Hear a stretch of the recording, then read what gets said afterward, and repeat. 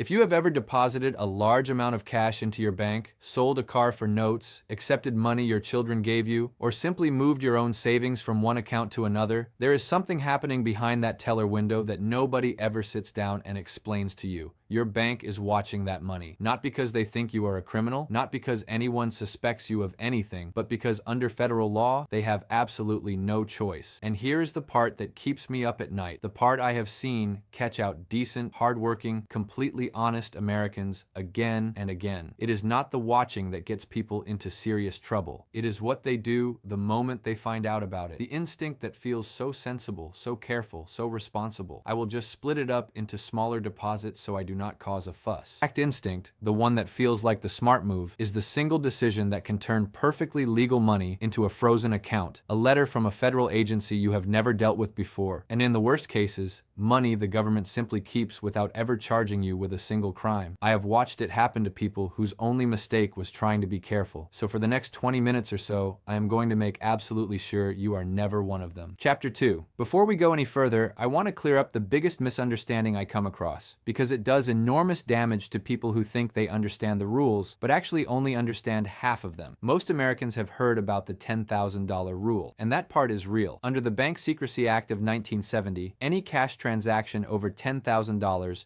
requires your bank to file a currency transaction report, a CTR, directly with the Financial Crimes Enforcement Network, which is a bureau of the United States Treasury most people know simply as FinCEN. That form goes in automatically. No human judgment required, the moment you cross that threshold. But here is where most people make a catastrophic mistake in their thinking. They hear $10,000 and they think, right, so I just need to stay under $10,000 and I am completely fine. That thought, that completely logical, completely reasonable conclusion is wrong. And it is wrong in a way that has destroyed the savings of thousands of honest Americans. Because the moment you start making financial decisions specifically designed to stay under that number, you have committed a separate federal crime. And that crime carries up to 10 years in federal prison. Chapter 3. Let me explain how the full system actually works, because once you see the complete picture, everything else I tell you today will make perfect sense. The Bank Secrecy Act does not just create the $10,000 CTR. It also requires every bank, credit union, brokerage, and money services business in the country to file a suspicious activity report,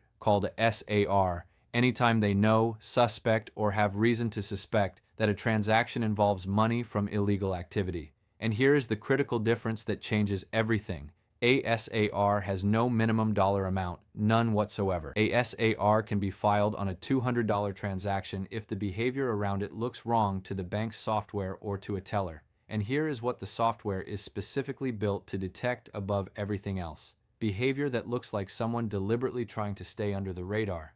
The system does not just look at individual transactions in isolation. It looks at patterns across weeks and months. It connects deposits made at different branches. It flags behavior that matches known evasion techniques. And it does all of this automatically, quietly, and without your knowledge. Chapter 4. Now I have to introduce you to the word that has caused more honest Americans to lose their own money than almost any other single concept in federal financial law. That word is structuring. Some people call it smurfing, which sounds almost comical for something this serious. Structuring means taking a sum of money and deliberately breaking it into smaller amounts specifically to avoid triggering a currency transaction report or to avoid drawing attention to the total. $9,000 paid in on Monday, $8,500 on Thursday, another $9,000 the following week, maybe at a different branch to mix things up a bit. You think you are being careful, you think you are protecting yourself. What the federal software thinks it is watching is someone behaving exactly like a professional money launderer trying not to be noticed. And here's the brutal truth. It genuinely cannot tell the difference between the two. It does not know you sold a truck. It does not know your son gave you money for a new roof. It sees a pattern, and the pattern is the thing it is hunting for. Under 31 U.S.C. 5324, structuring is a federal crime regardless of whether the underlying money is completely legal.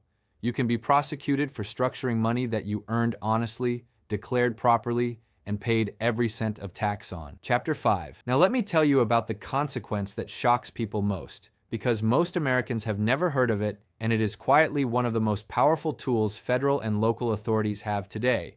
It is called civil asset forfeiture. Under civil asset forfeiture laws, the government can seize your money or property based on suspicion alone, without charging you with a crime, without convicting you of anything, and in many cases without even arresting you. The legal standard is not beyond reasonable doubt. It is not even probable cause in the criminal sense. The government simply has to show that the property is more likely than not connected to illegal activity. And once they take it, the burden shifts to you to prove your money is clean, which means hiring lawyers, filing paperwork, and fighting a federal agency with your own money while your own money is sitting frozen in a government account. The Institute for Justice has documented case after case of innocent Americans losing their life savings this way. Small business owners, farmers, retirees, people who simply made too many cash deposits in a pattern that looks suspicious to software that does not know their story. Chapter 6. And while all of this is happening, there is another layer that makes it feel almost unreal until you understand why it exists. Your bank cannot tell you. There is a provision under federal law that prohibits bank employees from tipping off a customer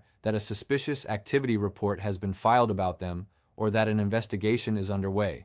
The employee who does so faces serious federal penalties. So the friendly teller who has helped you for 15 years, who can hear the confusion and the worry in your voice when you call to ask why your card was declined, is legally gagged. They are not being unhelpful. They are not allowed to help you even if every part of them wants to. You are left in a horrible limbo. Your own money, money you earned, money you can document and prove, sitting locked behind a wall of enforced silence. And the only honest answer anyone can give you is, I am afraid I cannot discuss that with you. The first you may know about any of it is when your debit card is declined at the grocery store checkout, and the person behind the counter gives you that look. Chapter 7. Let me tell you about someone I will call Robert, because that was not his name and I would never share a real one. Robert was 68 years old, retired, and had spent 35 years running a small landscaping business in the Midwest. A proper cash business, all above board, everything declared to the IRS every single year without fail. When he wound the business down, he had a substantial amount of cash that had accumulated over his final 2 years of trading,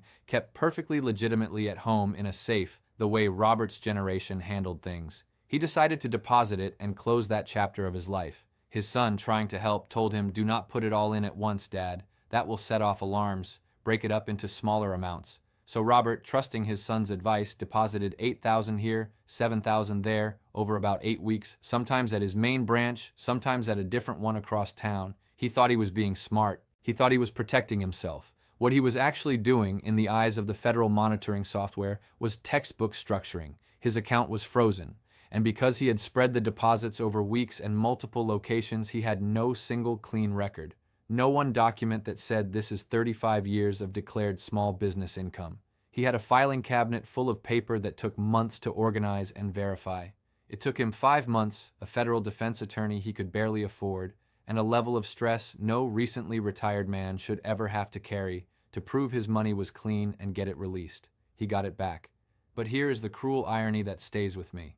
If Robert had simply walked into his bank on a Tuesday morning and deposited the entire amount at once, with a folder of his business records under his arm, the very thing his son told him would cause trouble is the exact thing that would have kept him completely safe. Chapter 8. So let me turn this around now because I never want to leave you frightened without giving you the solution. And the solution is simple. It is in fact the precise opposite of what most people's instinct tells them to do. Deposit it all at once and let your paperwork do the talking. Your documentation is your shield. It is the single most powerful protection you have in this entire area, and almost nobody prepares it until it is too late. Let me walk you through the 5 real situations where this actually comes up in ordinary American life. The first is selling something privately for cash. A car, a truck, a boat, a piece of jewelry, a collection. Say you sell your truck privately for $12,000 and the buyer pays you in cash. Perfectly normal, perfectly legal. The wrong move is to deposit $6,000, wait a week, then deposit the rest, because you heard that is the careful thing to do. It is not.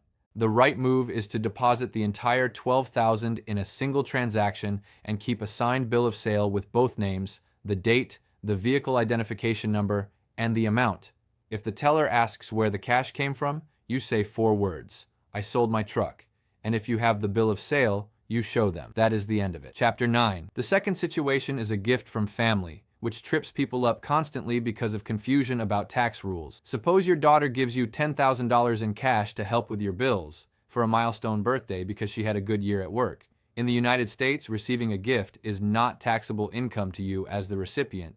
You do not report it as income. You do not pay income tax on it.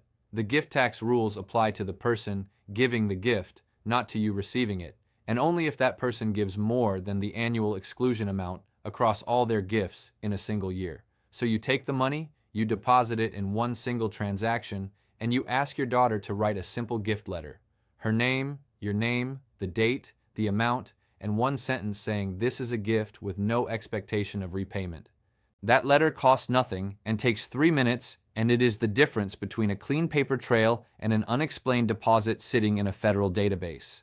The third situation is moving your own money between banks, which catches people at their most vulnerable, often after losing a spouse, consolidating accounts, chasing a better interest rate, or simply simplifying their finances as they get older. This is your money. You already paid tax on it. You have done absolutely nothing wrong. And yet if you move it across in dribs and drabs, a few thousand at a time over several weeks, the pattern detection software does not see a careful retiree tidying up their financial life. It sees structuring. Move it in one clean wire transfer or a single cashier's check where possible, and keep statements from both accounts confirming the source and destination. Chapter 10. The fourth situation is inheritance. If a family member passes away and leaves you money from their estate, for the vast majority of American families, there is no federal inheritance tax for you to pay as the beneficiary. Estate taxes, where they apply at all, are settled by the estate itself before anything reaches your hands. So the money that arrives with you has already been through that process. Keep a copy of the executor's letter, the probate documents, or the attorney correspondence showing exactly where it came from, and deposit it as a single transaction. The fifth situation is a large legitimate lump sum from an official source. A pension payout, a Social Security back payment, a settlement, an insurance payout, a matured annuity. The money arrives properly and correctly in one large amount. The mistake people make is panicking at the size of the balance and starting to shuffle it around into different accounts in smaller amounts. That shuffling is precisely the behavior that draws attention. Leave it where it lands. The institution that sent it has records. Everything matches. Do not manufacture a problem where none exists. Now here is your complete protection plan. Start a simple folder today, paper or digital, and call it something like proof of where my money came from. Every time a meaningful sum moves through your accounts, anything over a few $1,000s, put 3 things in it. A single line in your own words with the date and the source, the document that backs it up, and the bank statement showing the deposit. That folder is your entire defense, and the beauty of it is you will almost certainly never need it. But if you ever do, you will be extraordinarily glad you spent those 5 minutes. Because clean money, deposited whole, with clean paperwork, moving in plain sight, is the most boring thing in the world to the people doing the watching. And in this particular area, being completely boring is exactly what you want to be. If someone you know is about to sell a vehicle, receive a gift, or move their savings, do them a real kindness and share this video. A few minutes now can genuinely save someone months of stress and possibly their life savings. Subscribe for plain English American money explainers every week, and drop a comment below. Have you ever deposited a large amount of cash? Did the teller ask where it came from? I read every single one.